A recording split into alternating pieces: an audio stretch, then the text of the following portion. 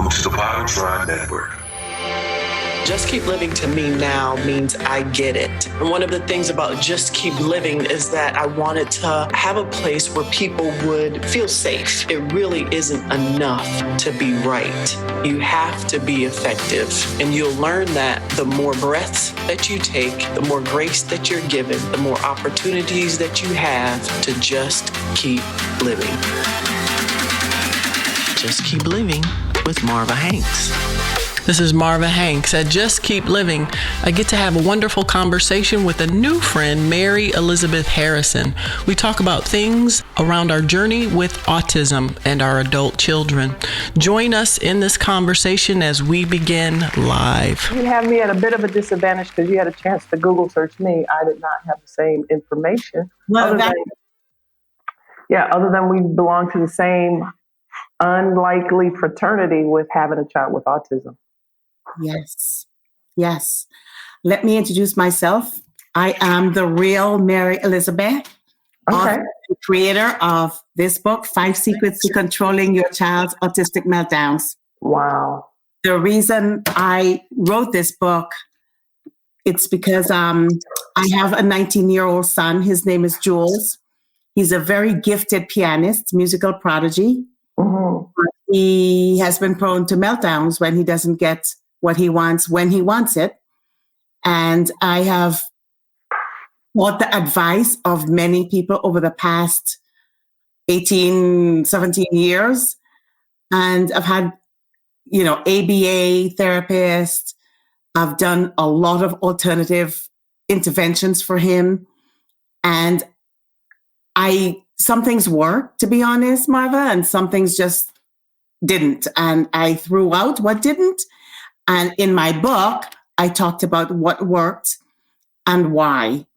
And that is the main reason I wanted to speak with you, because it is, we had World Autism Day a couple of weeks ago, and now it's World Autism Month. Mm-hmm. The book basically encapsulates the 5 top things that I have employed these past 19 years that have worked tremendously for my son. And we are very much on top of his day. After COVID hit, he resumed, he was doing like an ad hoc program because I had to create a special program around his music. But he's if you Googled his name, it's spelled Jewels, Jules Harrison and autism. You would see some of the things he's able to do, but not every school district will accept what I've done. I've been fortunate to be in a school district that was okay with me taking charge of his career and his life, but I had to create a program that's, much different from what the traditional mode of intervention is. Mm-hmm. What I tell parents today is, your son best. Mm-hmm. I told one doctor, you might have an MD or PhDs from fancy institutions. I have a PhD in Jules Harrison. Yeah. And what I've noticed is when I attend moms groups and I share the things that have worked for me, some of these moms are like, oh my gosh, Mary, I employed your methodology and it works for my son too. Right. I think children on the autism spectrum, people forget that they're a person first. And the same things that you want for your typical child, you should want for your child on the spectrum. Mm-hmm. Just a different gateway to getting there. Mm-hmm. You might use the back door or side door, but you can still get in there. Right. And my book highlights is the solutions that I employed that worked, and I wanted to share with the world.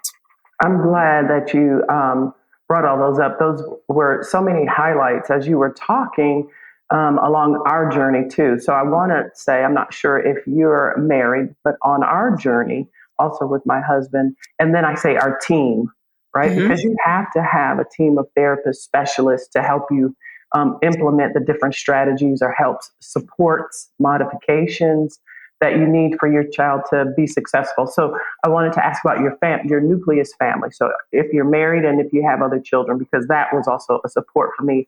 I happen to have a child that was they're 13 months apart. So the older daughter is neurotypical. So whatever I was able to read about and want to apply to the younger one, my younger daughter was diagnosed with autism. I could also apply it with my neurotypical child who had the language to express.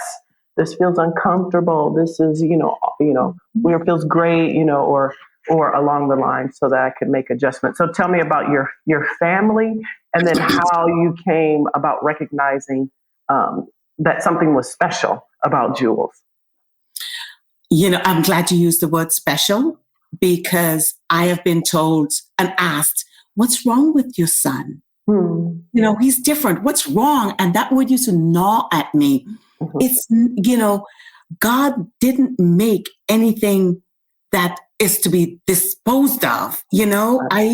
When God blew breath in the bodies of this community, it was because we are meant to learn something. They're meant to teach us, as opposed to us trying to fix them. Yes. We get to develop in a different way. I remember praying for patience, and I got married. I've been married now going on 30 years. Yes. And I didn't learn patience being a wife, but I am learning patience having a child on the spectrum, because you have to dial it back. You can't assume that child knows what you're thinking. And sometimes when you're married, especially when you're married for a long time, you expect your spouse to know what you're thinking. I mean, golly, we've been together so long, and they don't. Right. Only you know what was in my mind. And Jules is the one that kind of helped me to understand I really need to be present, pay attention, and learn to listen with my 2 ears. I have 2 ears for a reason and 1 mouth. And sometimes I just want to break off my demand and not listen to what he has to say. I do have another child. He is 3 years younger. He is 16. And he is quite the hockey player. And one of the balancing acts that I had to do, and one of the things I had to learn having a younger child on the spectrum, was because Jules was first, and because around 3, we realized that he wasn't developing as quickly as we expected. And, it's not always easy to find the typical peers to interact with him and model for him. I used my second son a lot. And what was happening is that he started developing some of the tics. Yeah, the tics, right, that Jules had. And I learned I have to let him have his own life. I always use him in such a way that he doesn't become the full person that he's meant to become. Right. And I know that for me, although my daughters are 13 months apart, like I said, so they would be Irish twins is the phrase they use here in the United States. I did have the benefit. They're very close. I prayed when they were both infants that they be very close and be each other's best friends. And so that has worked for me. But as they became probably in their teenage years, I really started peeling off. And prior to that, making sure that my older daughter, Maya, the neurotypical child, was formulating her own identity and own relationships and not feeling a burden to have to care for her sister. Now, they live together. They're adults now. Maya and Milan are my daughters. They're 28 and 27. So we've been on this journey for a long time. But I remember, and you tell me this, when my daughter was first diagnosed, I noticed at 14 months, actually 12 months, I kind of noticed that she was walking on her tiptoes a lot. The language was not there as I had expected from the first child, right? So we see through comparison what markers, what benchmarks are being missed or are being achieved through comparison. That's normal.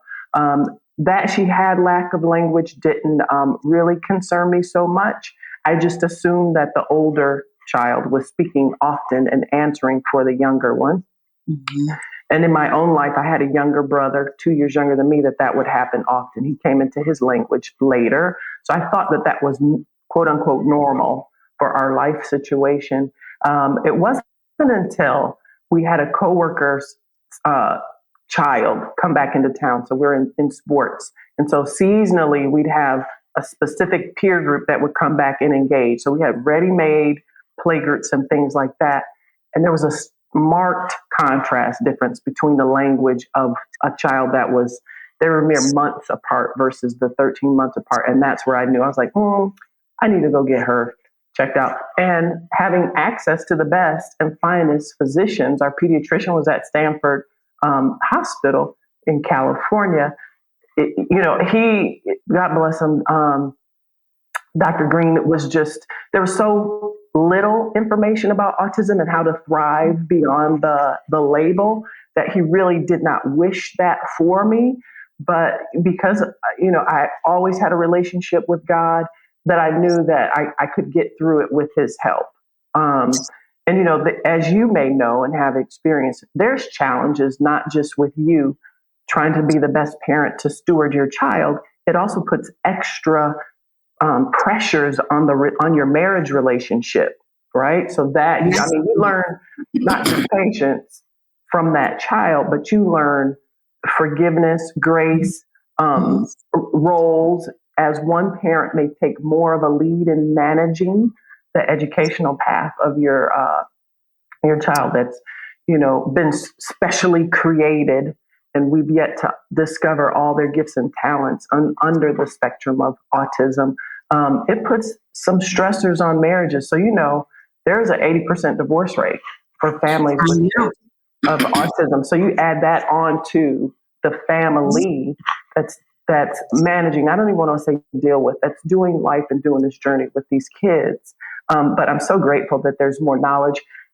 And I'm grateful that you've decided to answer the call to write a book of helps for other parents. And so tell me to honor your book and your time that you've done. Tell me what would be one of the first tools, mainstays that you saw with Jules, maybe as he was 3 or 4 or 5, that you could, I use this regularly. So what would be one of those things?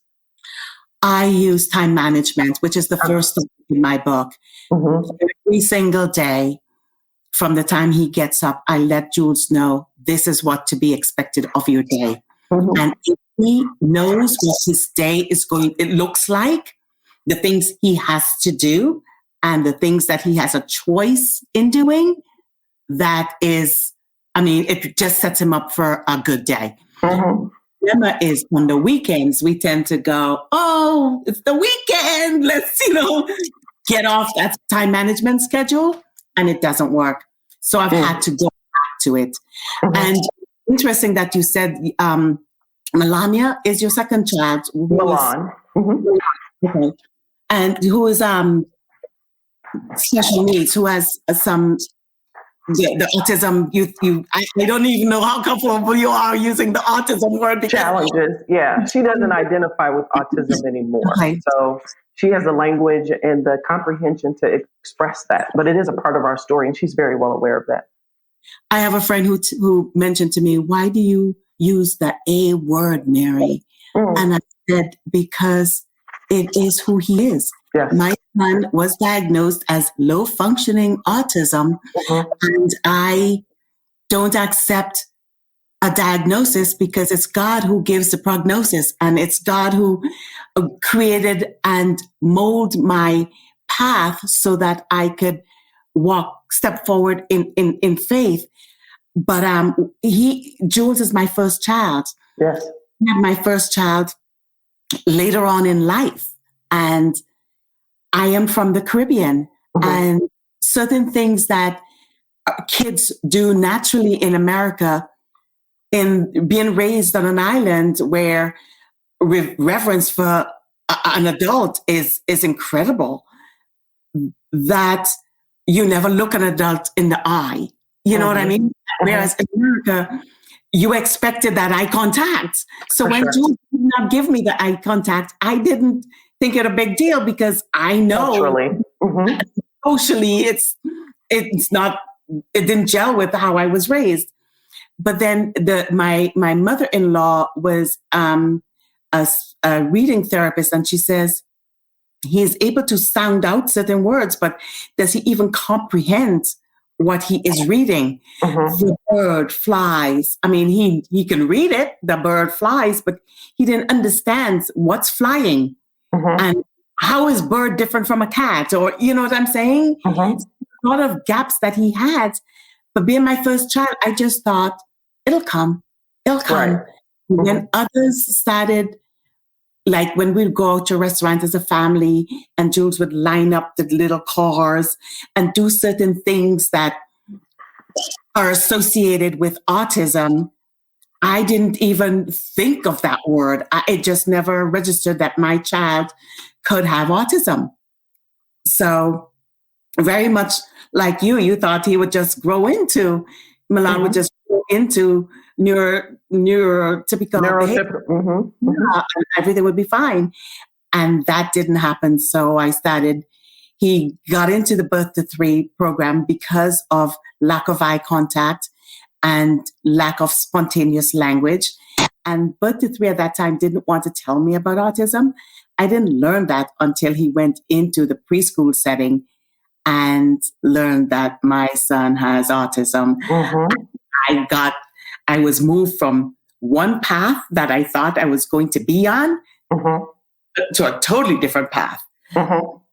Meanwhile, my son started developing this talent and this gift for music. But I tell you, Mom, I didn't want my kid to be a musician. I'll be honest. I'm like, I want him to grow up and have a typical education and a job and, hold a job for, I just had different dreams.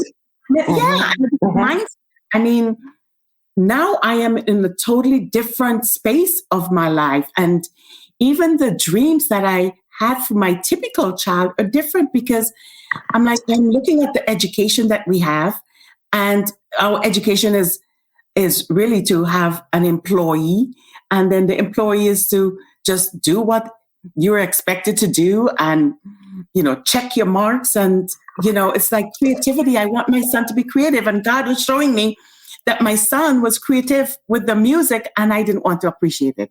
I just wanted him to talk. You wanted to deny what God has put in him and the seed that's fun. I recall that you brought up the 3-year-old birth to 3-year-old program that our daughter took advantage of also. And people want to often closely identify with just speech delay because that seems more manageable than the word autism. And I want to address that. I too use the word autism in the and still do use it. I'd say to not be in denial. It's like telling a person that they're pregnant. You either are or you're not. Right. Whether they're more comfortable with the label of Asperger's, they're like praying that the kid is a savant in some way, that they would have a gift. And that's not everybody's journey or story. And that's the uncomfortable thing about the umbrella of autism for parents that are not wanting to fully lean into the diagnosis. There's hope. That's what I'm hoping that our listeners get the message of. There's hope with the diagnosis of autism today. And we're taking our time intentionally to talk about that 3-year marker, typically 12 month to 3-year marker that you identify and you notice, or other people. This is the other thing that I've seen in my journey. Other people notice in your child who you may not think are qualified, or you don't think they're for you. So I'm not sure how comfortable I would have been with an in-law telling me something or correcting me about my child, just because of pride and ego, and you're not necessarily that close, depending on your family dynamic.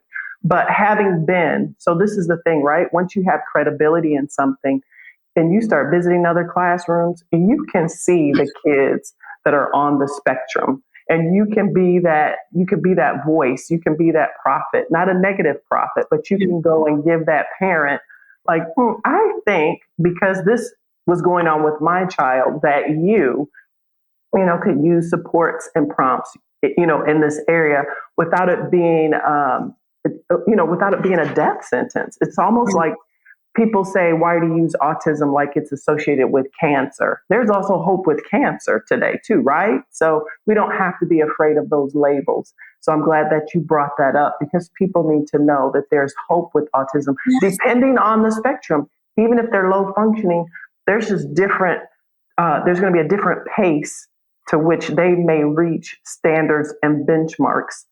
And the greatest thing that I think that you exposed was your dreams, because that's the greatest thing that halts a kid from getting all of the supports and helps that are available today, is the parent grieving the death of the dream that they had for their child. So once I see you go, yes, we get hands up and in praise and worship on that one.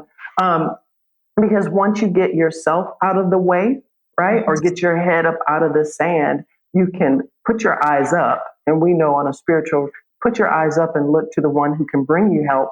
And then you'll see that help is really all around you. The educational system is like no other time in our history for kids with our special gifts and talents to be identified. And the language has changed. That's much more empowering today. That's being spoken over our kids and also to help us as parents. And so you have signed on to be a front entryman with your book to also help parents that it's not a death sentence. The label's not a death sentence. Being in classes, getting pulled out for supports, having to ride special transportation so that they can be empowered. That's also nothing to be.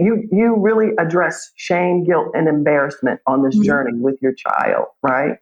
Yes. I remember, I was new to the school district because, as I said, he's my first child. And the moms were talking about, the white vans versus the yellow school buses. And I knew it was that segment of the population that took money from the budget to finance that white van. So my kids were school. And I remembered saying to a mom, it's a blessing that we live in a district that affords both the typical and the special needs, the child with special needs, to go to a school and coexist in the same space, Right.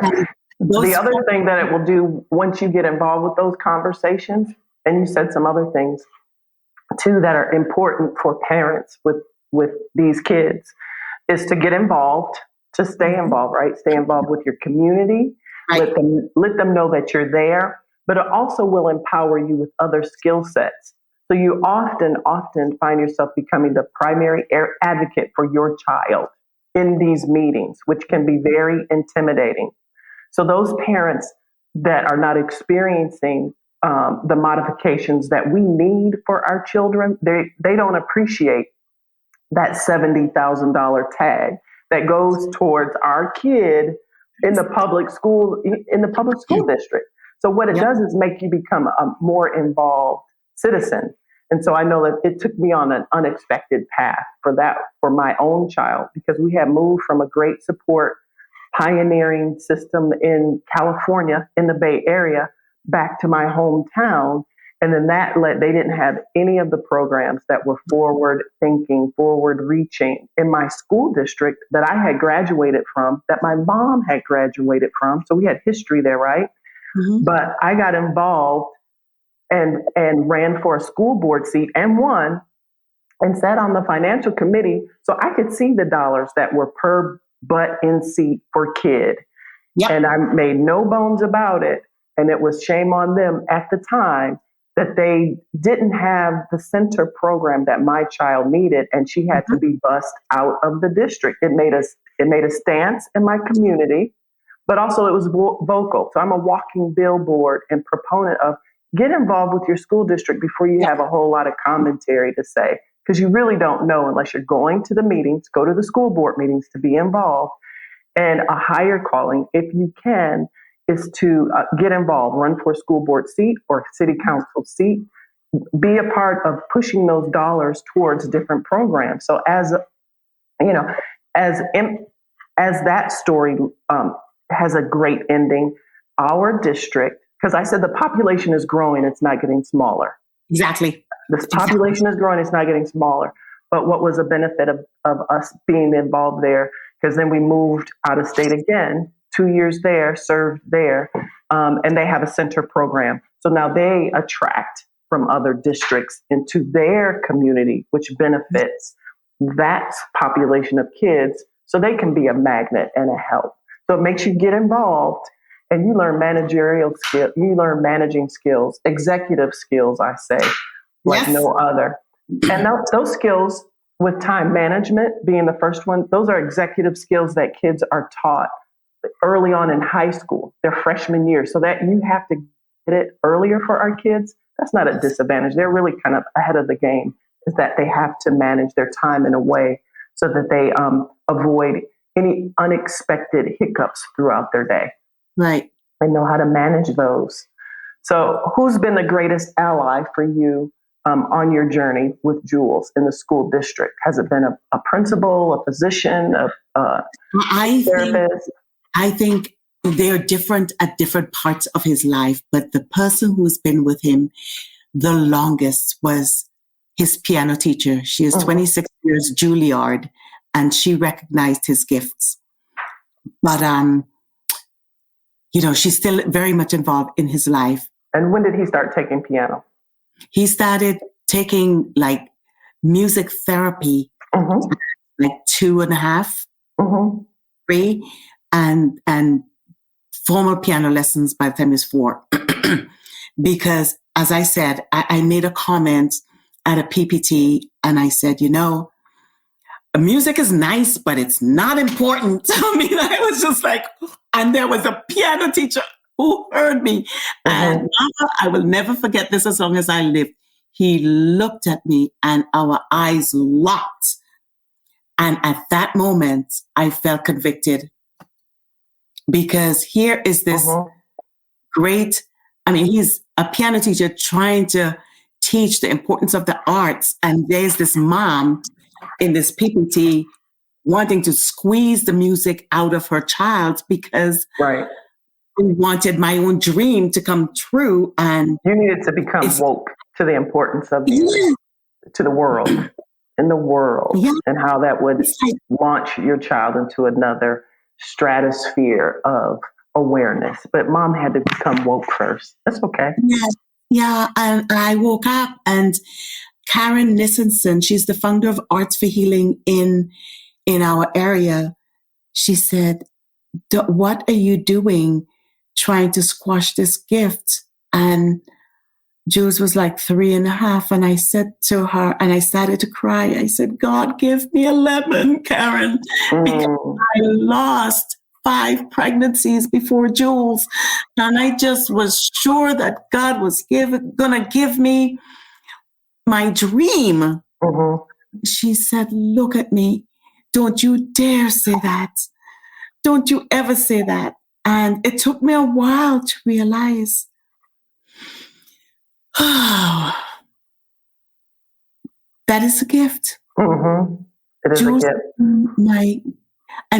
His name, Jules, Jewels. My mom died suddenly. First, it was 9/11. And like 20 days later, my mom died suddenly. And it was Jules. And so I named my son after my mom.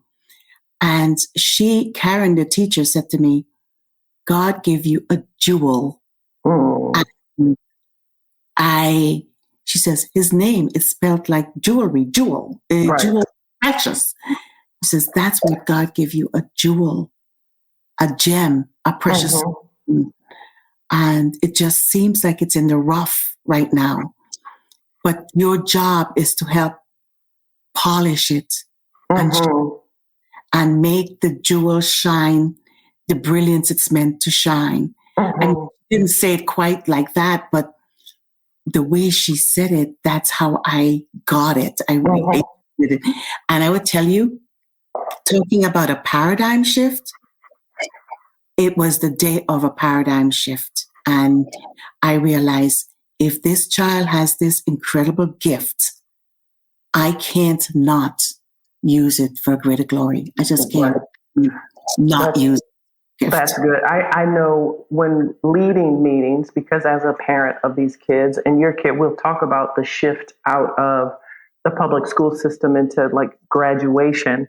But when you're leading a meeting and you have specialists, I don't know about you, but it was very intimidating for me, my first case management meeting, and not realizing that I was to lead and to be the voice and to drive the meeting. And I was to give the directive to these specialists on how much time I wanted with my kid, what my rights were. First of all, you have to know your rights. You got to know the legal system.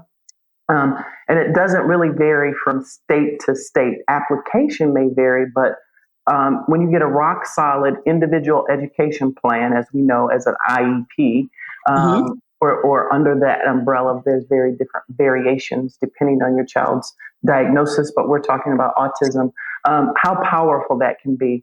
And I remember one of the greatest influences for me, as you say, there's been many that I've needed throughout this journey. One was an executive high up in Silicon Valley, and our speech therapist wanted me to meet this woman because her track of how she managed her meetings, she had retired out of Silicon Valley executive high up to manage her son at the time. And I mean, I'm a mimicker. If I see good systems, that's something that comes off of the spectrum, mimicking behavior. Yes.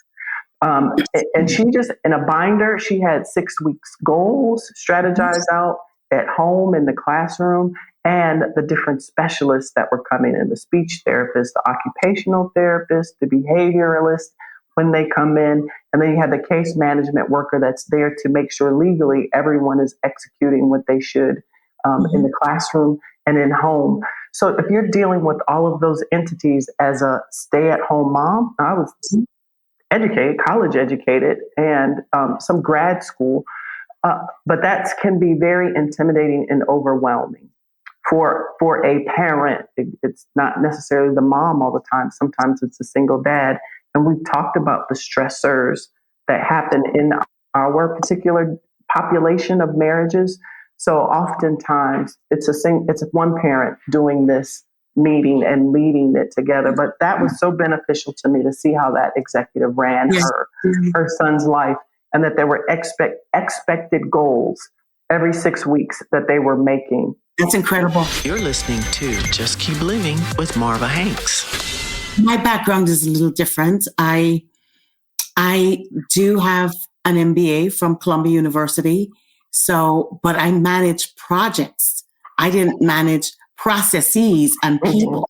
And I came into the meetings very intimidated, and I felt behind because I might know a thing or two about marketing and finance, but I knew nothing about speech therapy and occupational therapy, when, how to apply what, when, so I was just like, I didn't know what to say, what to demand.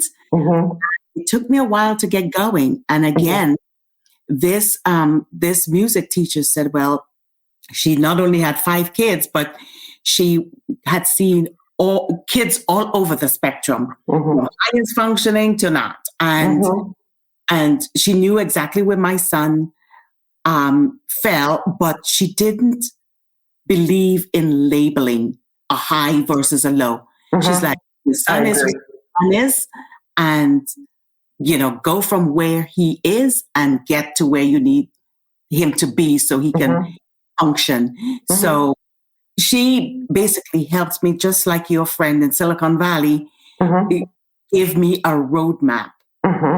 And she says, there are many therapies out there. Yes. Everybody's going to want to give you the new and, flashy intervention. And it will make you poor because we were, I stayed at home after the diagnosis. And financially, I have done a lot of different therapies and liquidated 401k plans and done a lot of different, and I'm like, okay, what really worked and was able to be duplicated? And what can I say? If you have the money and you want to explore that, go right ahead. But, you have to pick and choose. You have to pick your battles and pick and choose the intervention that you can afford and execute. Mm-hmm. If you are dependent on somebody coming to your house to do occupational therapy every single time at $155 an hour, which is what occupational therapy is, and my son needed it like every 4 hours, right. just to do that. So I had to submit myself and become the learner in order to become the teacher. Mm-hmm. And yeah, go ahead. I know that even when you are trying to educate yourself so that you can empower your child and empower the team that surrounds him, if he's lucky enough to go into a center program, I know you talk about. I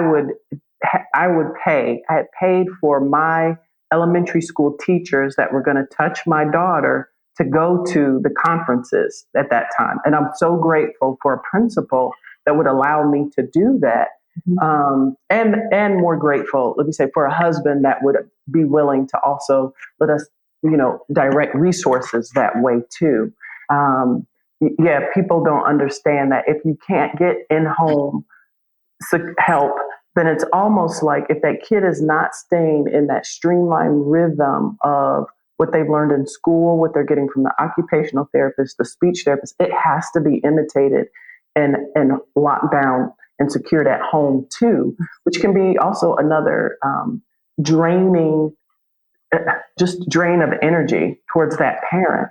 But kudos for you for being willing to stay at home and being able to learn something outside of your comfort zone, something outside of your background. And it goes on and on. The therapies that you talked about, experimental therapies, music therapy was also beneficial for us. Oh, I did music therapy. I did brain balance. Yes. I did stem cell therapy. I did RDI and RPM. And it's covered in the book that I wrote because I just couldn't believe, some things work and, you get all these promises up front of things that would work. Right. And, then you pluck down $20,000, $30,000, $40,000 and you realize, okay, I'm done here. Let's see what else is on the table. And, I have friends who've done the hyperbaric chamber and you can really be poor. And my husband, exhausted. We had a nest egg. Mm-hmm. That nest egg I watched disappear. Mm-hmm. And also, my husband is getting older and, 65, it's time for him to look for retirement. And he's like, can't afford to look into that. So what are your long-term dreams? I'm just a few steps ahead of you. My girls are 28 and 27. And so as we let go of the dream, right?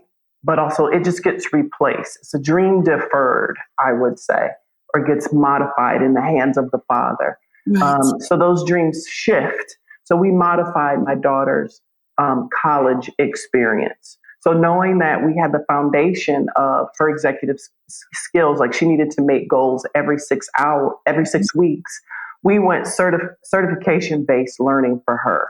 So she did graduate with a diploma from high school. We were able to accomplish that. But for her college exposure, she was not going to be able to live on campus just for mom's sanity, right? The oldest one was already doing that. But so we put her in certified based training, whatever she was interested in. She was in horseback riding was one. The hippotherapy really worked for her. And so we thought that was going to be an avenue for her. We didn't know if it was going to be an avenue of income for her. We just knew that she got great enjoyment out of doing that. Once we exposed it to her a little bit more, we saw that her interest waned, which it does with kids. Right. Just so she shifted into something else. Yeah. She likes sewing, so we did certified based training so that she could be a seamstress, and she is now an accomplished seamstress. She's a musician also, although they've let that go. In our household, for any kid we were going to have, we had made it clear they were going to play sports to give them a discipline, and they were going to play the piano because we saw the benefit of both for the elasticity of the brain. And so they have both, had concert recitals at Carnegie Hall in Manhattan. If you live in the Northeast, that's such a great privilege to be able to do that. And it will always be something that they can fall back on. That music training, that music discipline doesn't go away. And I know in those uneasy meetings, when they were having challenges with her meeting a goal in the classroom, I'm like, look, this child can read music. I can't even read music. So I would defer back to what she could do. And so what she could do is meet a goal every 6 to 8 weeks. She could pay attention that long and stay focused to meet a goal every 6 to 8 weeks. So we modified that for her. Also, the dream shifted, but she's an independent. She can live independently on her own now. She could. We've worked very hard with that, and it's not been an easy road. And I'll share this story with you as an encouragement as you think about, what you want to share about new dreams for Jules. Is that when we were out of town, a work vacation for us, and my daughter was working part-time in our town at a grocery store. Wasn't what I would consider a dream job for me or for her, but she was doing it, and we were very proud of her being disciplined to go and to come home. We're out of town. She's at the house by herself. As you know, the Northeast winters can come and go late. There was a freeze and a pipe froze. Not knowing I'm out of town again, I can't even emphasize that. I get a call the next day from her that she tells me, Mom, I got home late last night and there was water running down the wall into the basement. And I'm freaking out. And much like we've experienced on this call, the technology buffered, the call dropped, and I am losing it. I called the insurance people immediately, and they said, ma'am, your daughter has already called and handled this. And I'm like, what do you mean she's already handled this? And they said, well, she's already called and made the claim. She already called and did this. And I'm like, Mary, I can't even tell you. That day was a shedding. It was a shedding of identity because our kids, they remember. So she remembered when we first moved into that house where the main shutoff valve was. She remembered because we have to give our kids scripts, right? On if this ever happens, do this, this, this. And she did it seamlessly. So Mary, when I called to follow up and I told the insurance person, I'm like, I don't understand. She's autistic. And they're like, ma'am, we have normal people that can't call and stay as calm as your daughter did through this experience. So that was a highlight for me, a shedding of identity for me, and hope that she knew how to handle a very stressful situation. So when I call her back, she has a part-time job. She says, Mom, was there anything else you need me to do? Do you need me to pay for the plumber? I'm like, no, Mary, you talk about shedding identity, that I knew that she was going to be okay. She knew how to manage her stress level, because when the call dropped, I didn't say this. She said, Mom, the water was running down the wall. I went and shut the water off and I went to sleep. That's what she said when the call dropped. So she knew the steps to her schedule, daily schedule. What she could handle, and her stress level, what she could handle. So she made the call when it was going to be helpful for her stress level. And so now they live independently. Both my girls do, and they manage a property together. So those dreams have been modified. Do they live together? They do. And they adore each other. And it's by choice, because I always do those check-ins. Do you want to, do this? We have to be very open and honest with our conversation and our relationships, because I don't want one to think that they can't live without the other. But I'm so grateful that they enjoy each other. They take vacations together. Milan has been able to gift her sister financially, trips that they cruises together. So my dreams have shifted, and I've realized that I have to live a life palms up with them, and to trust God with them more than myself. So I try to steward well what he's given me, knowing that it's a temporary assignment. But again, my journey is very different than, some other people's that have children that maybe they need to live in a home because they cannot. I think that's where Jules is going to. I think that's where Jules will most likely wind up in a home because I will be realistic.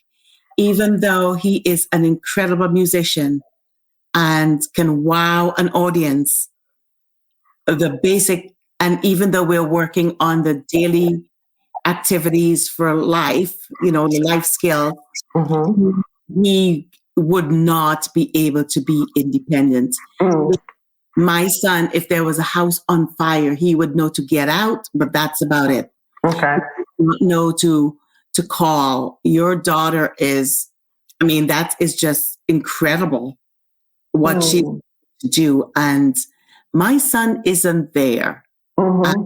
That is the reality that I have come to terms with. It is something that my husband and I think about a lot because we are older and the future is almost, I don't want to say scary, but it's something I really have to put in God's hands while I need to work and develop what can be done. I started into a business because the products did help my son tremendously. It's in the CBD space. But I would tell you, it's also, thank God, become a necessary source of income for me. I didn't think at my age that I would be approaching the third period of my life. Hockey, I have a hockey player. My second son is a hockey player. And he fell into hockey because Jules was learning to skate because the occupational therapist said, you know what? You got to get him into a sport. Yes. Skating, swimming, running, and that will provide the same input that occupational therapy. So I was able to save money from that. Right. Get him involved. But my second son got into hockey because of that. But as I was saying, I'm entering the third period of my life and I'm thinking, wow, my nest egg basically went poof. Yes. Because when you have a child with autism, you will do anything. You don't care how much it costs. You are going to find the money to help that kid. Yes. And that's kind of what we did. So I entered this company back roads because I said, okay, CBD, I don't know much about it. I just know I grew up in the Caribbean and my mom told me stay away from marijuana and THC. And I had to get a whole re-education. Yeah. And I thought, what an opportunity. I don't have to plant the hemp. I don't have to harvest it, purify it, bottle it, ship it.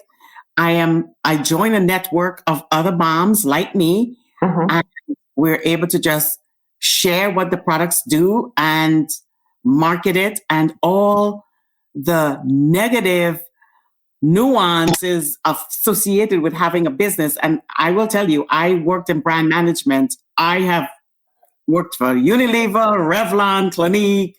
I know about a thing or two about managing a business, and you just hope the R&D information, the R&D development is correct. You just hope the marketing data that you receive from the test markets are accurate, and just hope that people buy the product.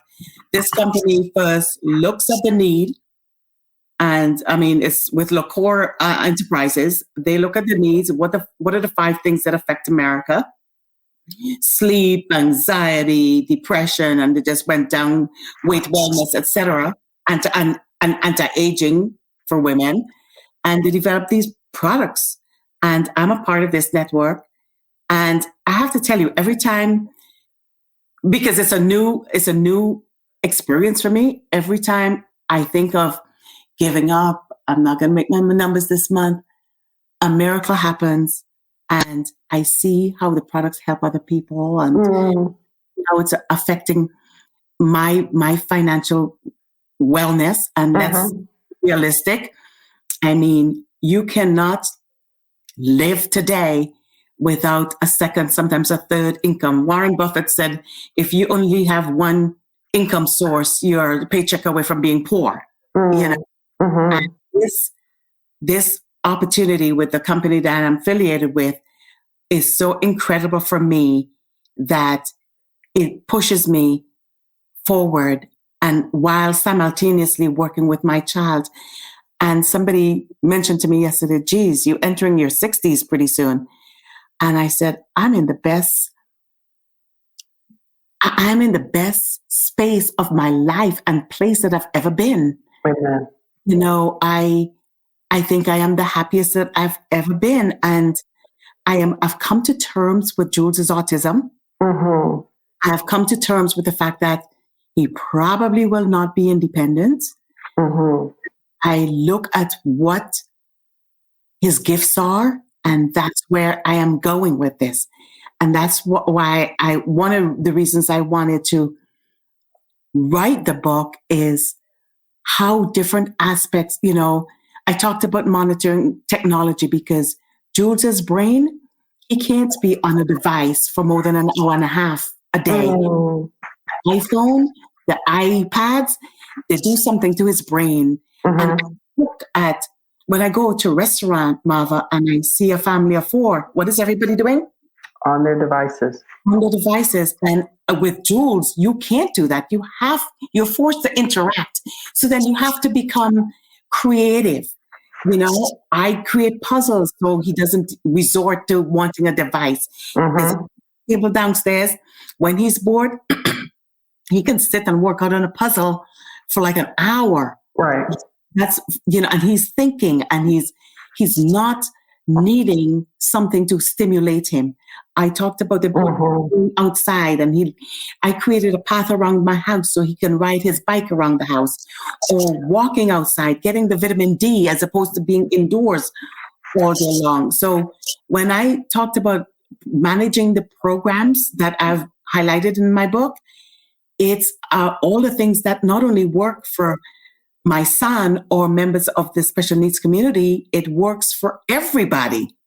More important is sunlight. Hello, especially vitamin D for people of color. We especially need it. And moving your body. You can't sit at your desk all day long. You have to get up and move. I talked about the importance of sleep and some of the CBD products that have helped Jules with sleep, because Jules will be up like crazy Beethoven, banging his, playing night. He's always got to be stimulated, and he turn the music off, and the products help him to do that. And I talked about that in my book. They could buy it, they cannot buy it, it's their choice, but there are a plethora of resources and products and therapies out there. Pick and choose what works.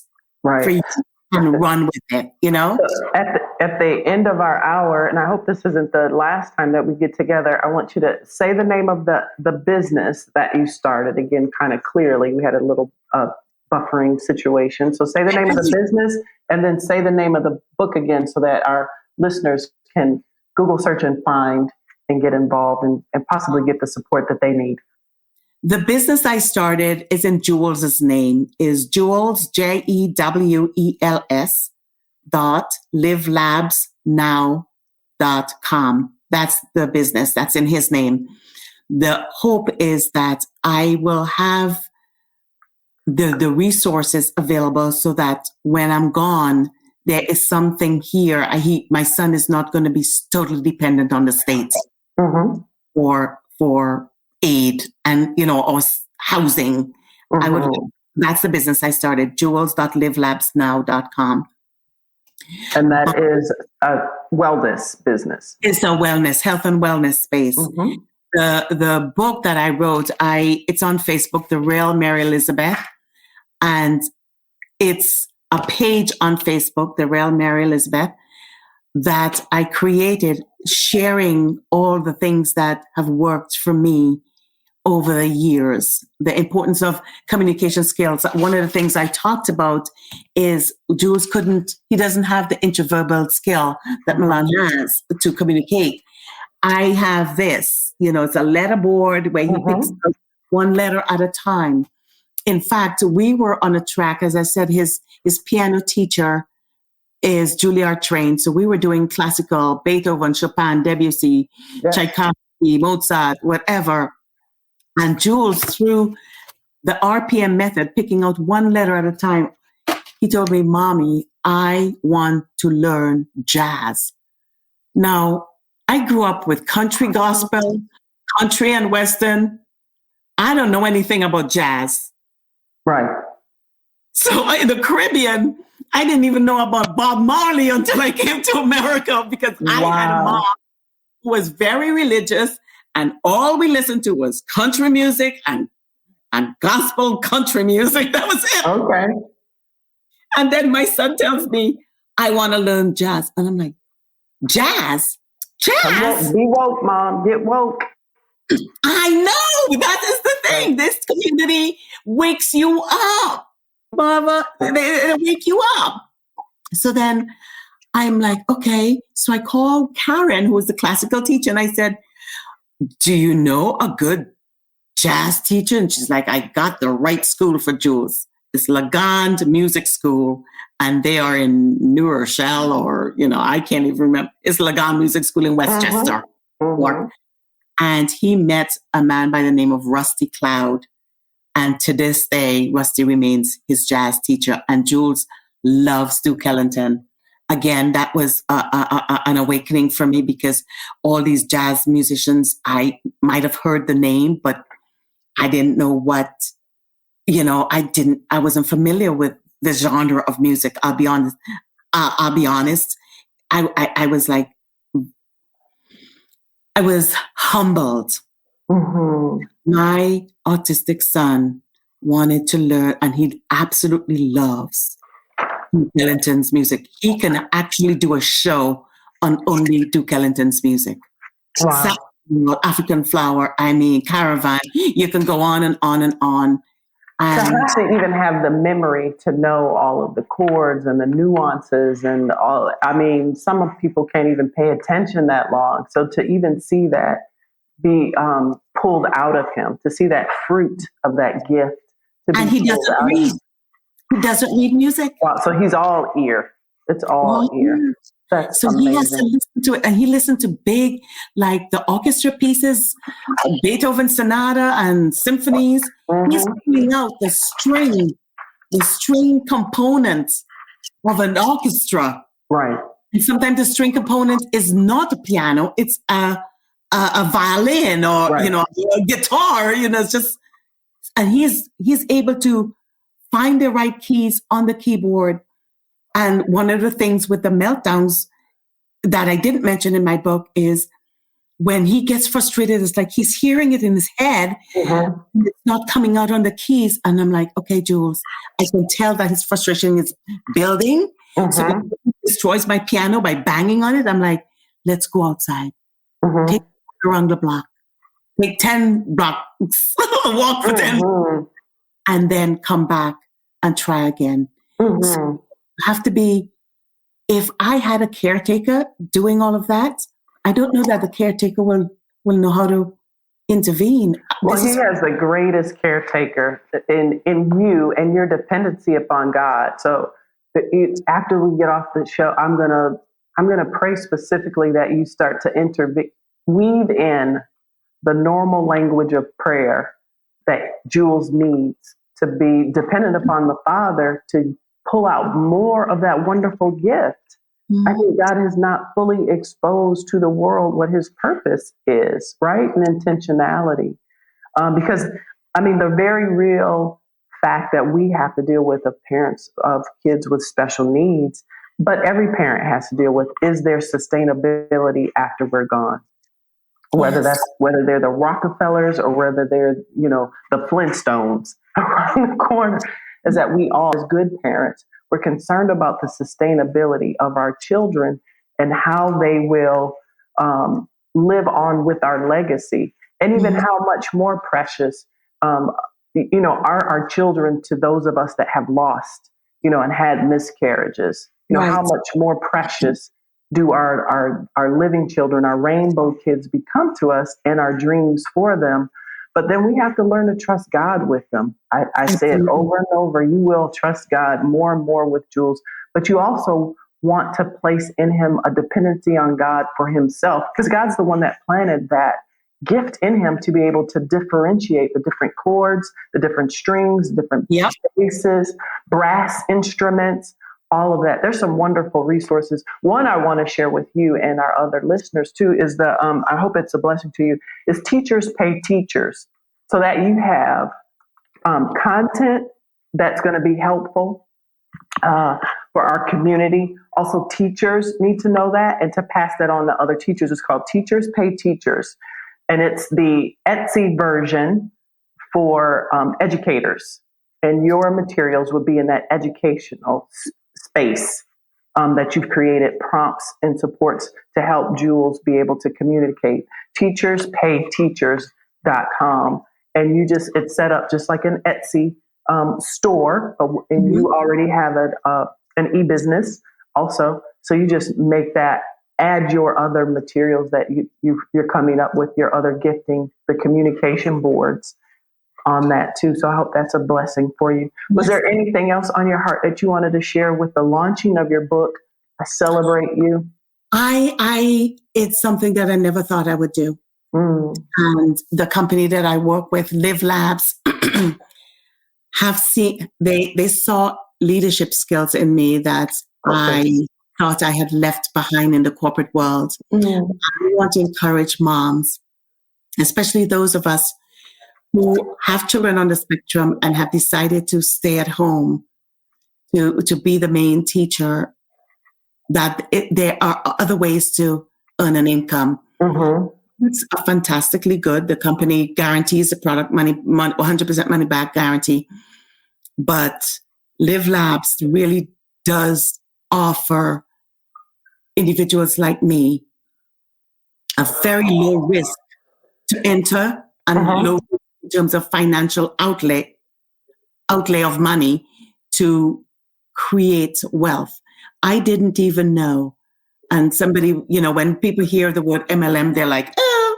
Right. But 80% of the women who are earning an income over $100,000 a year, 80% of the women do it through an MLM. Wow.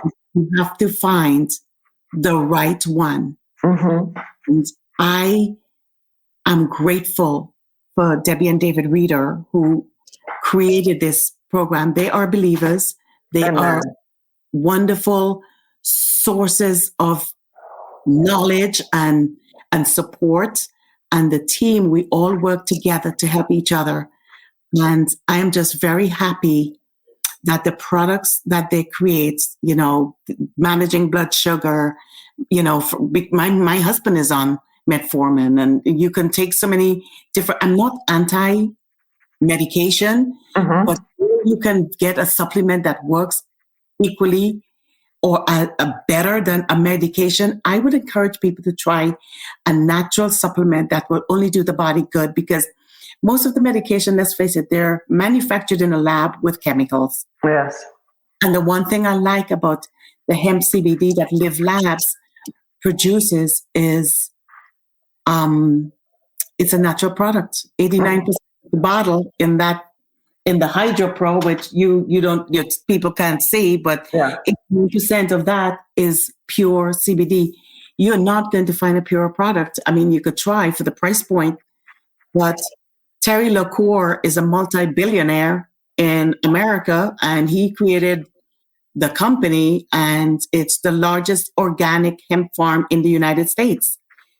So, and this Live Labs is the flagship brand.